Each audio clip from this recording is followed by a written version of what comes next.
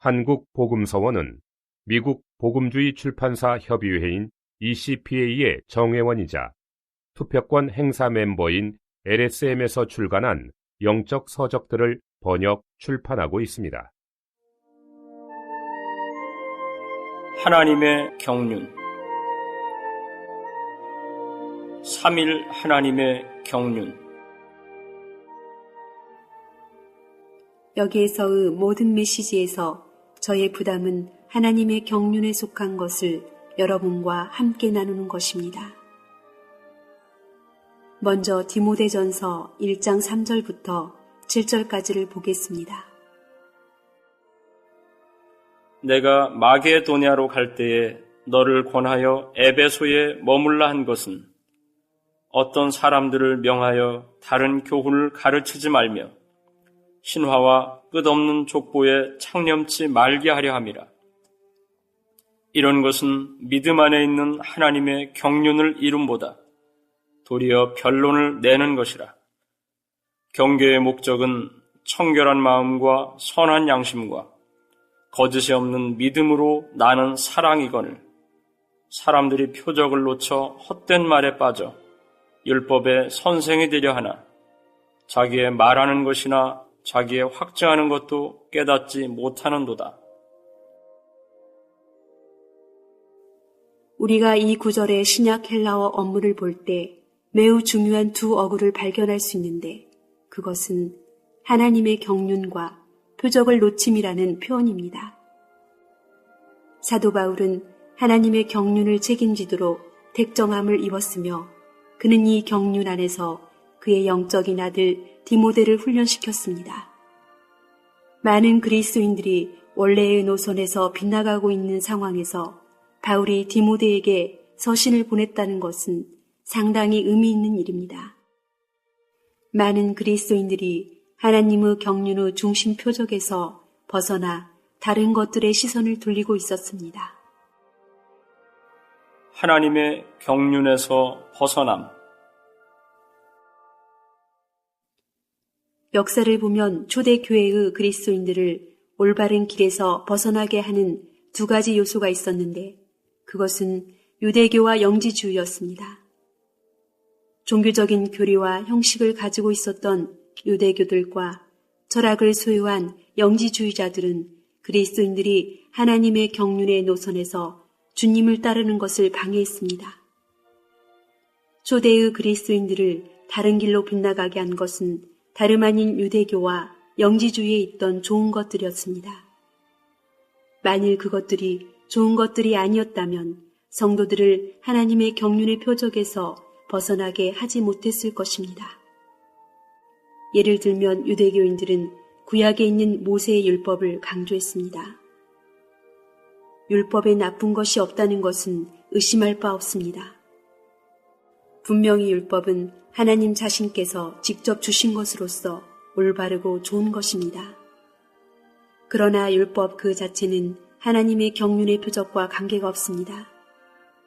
인간의 관념으로 볼 때 영지주의에도 나름대로 선한 원칙들이 있습니다. 실제로 영지주의는 인류 문명이 발명한 최상의 것들 중 하나이며 이방인들에게 도움이 되었습니다.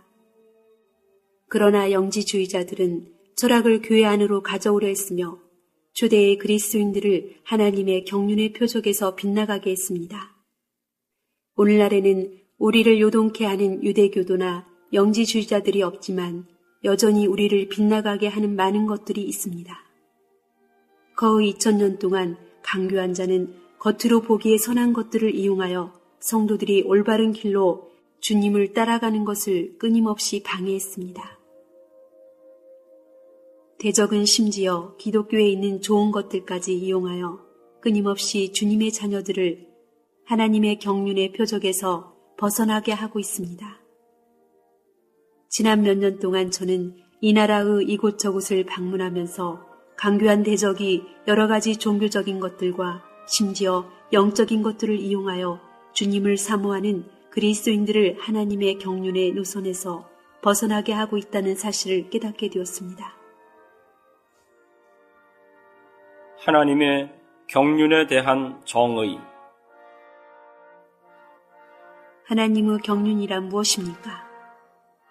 66권으로 된 성경에는 여러 가지 가르침들이 있지만 우리가 영적인 통찰력을 갖고 성경을 철저하고 주의 깊게 연구한다면 하나님의 경륜이란 다만 하나님 자신을 인성 안으로 분배해주는 하나님 자신의 계획이라는 것을 깨닫게 될 것입니다.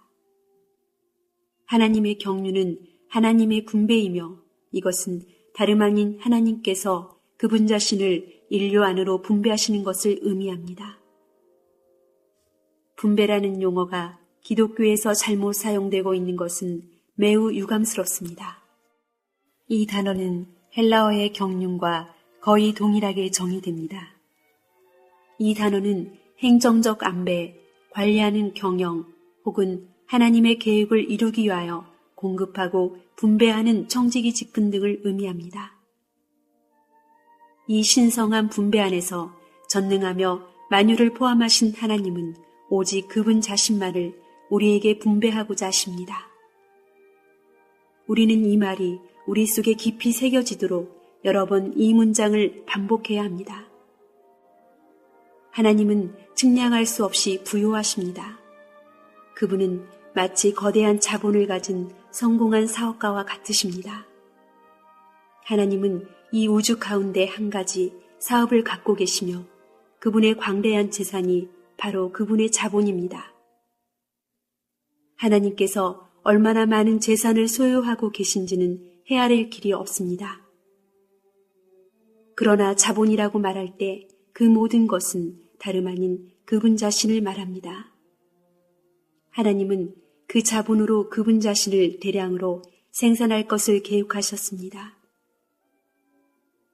하나님 자신이 바로 사업가요, 자본이며 생산품이십니다.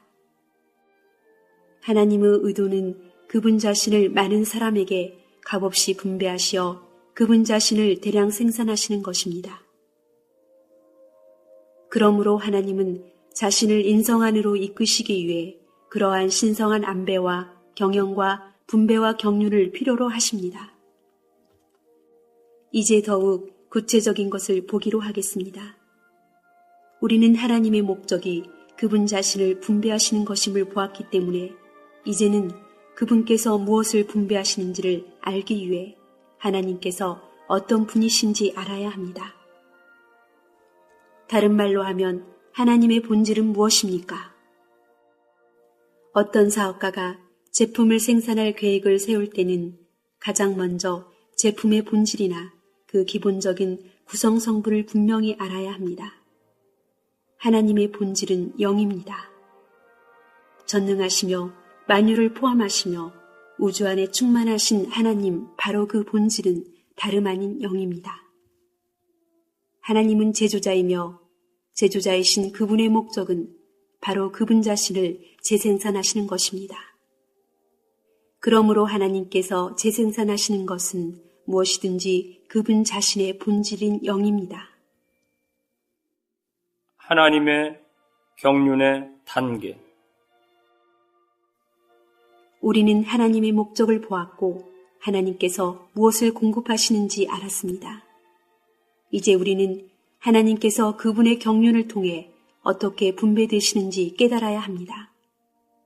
바꾸어 말해 하나님께서 사람 속에 분배하시는 것은 영이지만 지금 우리는 하나님께서 어떤 수단으로 그렇게 하시는지 볼 필요가 있습니다. 하나님은 바로 삼일성에 의해 분배하십니다. 아버지와 아들과 성령이신 삼일 하나님께서 바로 신격의 경륜이십니다. 과거 수세기 동안 기독교에는 삼일성에 대한 많은 이론들이 있었습니다. 그러나 삼일성은 하나님의 경륜이라는 관점에서 접근하지 않고서는 올바로 이해할 수 없습니다. 왜 그분의 경륜을 수행하는데 하나님의 세 육격이 모두 필요합니까? 우리는 아버지와 아들과 성령께서 서로 다른 세 하나님이 아니라 세 육격 안에서 표현되신 한 하나님이시라는 것을 알고 있습니다. 그런데 신격의 세 육격은 무엇 때문에 존재하는 것입니까? 왜 아버지 하나님, 아들 하나님, 성령 하나님께서 계시는 것입니까? 그 이유는 오직 삼일성을 통해서만 그분의 영이 우리 안으로 분배될 수 있기 때문입니다. 고린도후서 13장 13절은 삼일성에 의한 하나님의 경륜의 단계를 보여줍니다. 주 예수 그리스도의 은혜와 하나님의 사랑과 성령의 교통하심이 너희 무리와 함께 있을지어다. 여기에 아들의 은혜가 있고 아버지의 사랑이 있고 성령의 교통하심이 있습니다. 이들은 무엇입니까? 이들은 서로 다른 새 하나님입니까? 사랑과 은혜와 교통은 서로 다른 것들입니까? 그렇지 않습니다. 사랑과 은혜와 교통은 세 단계에 있는 한 요소입니다. 사랑은 근원이며 은혜는 사랑의 표현이고 교통은 은혜 안에 있는 이 사랑의 전달입니다. 이와 같이 하나님, 그리스도, 성령도 세 육격 안에서 표현되신 한 하나님이십니다. 하나님은 근원이십니다. 그리스도는 하나님의 표현이시요 성령은 그리스도 안에 계신 하나님을 사람 안에 가져다주는 전달이십니다. 그러므로 삼일성의 세 육격은 하나님의 경륜의 과정을 구성하는 연속적인 세 단계입니다. 이러한 세 단계가 없다면 하나님의 본질이 사람 안으로 분배될 길이 없습니다. 하나님의 경륜은 아버지로부터 시작하여 아들 안에서 그리고 성령을 통하여 발전합니다.